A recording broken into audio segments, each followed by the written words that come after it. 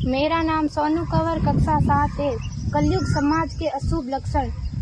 कुटुंब कम हुआ, संबंध कम हुआ, प्रेम कम हुआ, मर्यादा कम हुई, लाज लज्जा कम हुई, विनम्रता कम हुई, समर्पण कम हुए, पुस्तक वाचन कम हुआ, खान पान की शुद्धता कम हुई, बाल कम हुए, कपड़े कम हुए, नींद कम हुई, घी मक्खन कम हुआ, पीतल तांबे के बर्तन कम हुए, भाई भाई का प्रेम कम हुआ, सत्य कम हुआ, अतिथि कम हुए, धैर्य कम हुआ, श्रद्धा और विश्वास कम हुआ, बड़ों का सम्मान कम हुआ और भी बहुत कुछ कम हुआ, जिससे जीवन सहज था, सरल था। संतान को दोष न दे।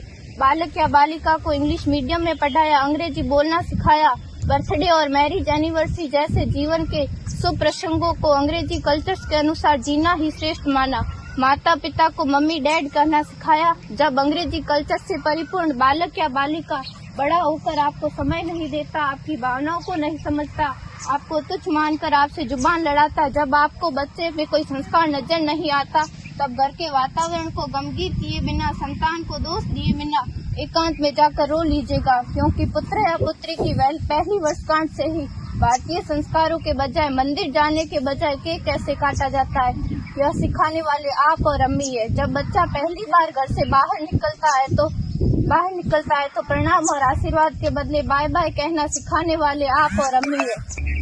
हम परीक्षा देने जाते समय इष्ट देव बड़ों के पैर छूने के बदले बेस्ट ऑफ लक कहकर परीक्षा भवन तक छोड़ने वाले आप और अम्मी है। बालक या बालिका के सफल होने पर घर में परिवार के साथ बैठकर खुशियां मनाने के बदले होटल में पार्टी मनाने की प्रथा को बढ़ावा देने वाले आप और अम्मी है। बालक या बालिका के विवाह के पश्चात कुल देवता देव दर्शन भेजने से पहले हनीमून के लिए फॉरेन टूरिस्ट स्पॉट भेजने की तैयारी करने वाले आप और अम्मी है। ऐसी कई ढेर सारी अंग्रेजी कल्चर्स को हमने जाने अनजाने स्वीकार कर दिया है।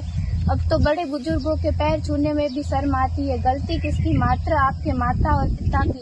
अंग्रेजी अंतर्राष्ट्रीय भाषा है से काम का जेतु सीखना है, अच्छी बात है, लेकिन इसकी संस्कृति को अपने जीवन में उतारने की तो कोई बाध्यता नहीं थी। अपनी समृद्ध संस्कृति को त्याग कर नैतिक मूल्यों, मानवीय संवेदनाओं से रहित अन्य सभ्यताओं की जीवन शैली अपनाकर हमने क्या पाया?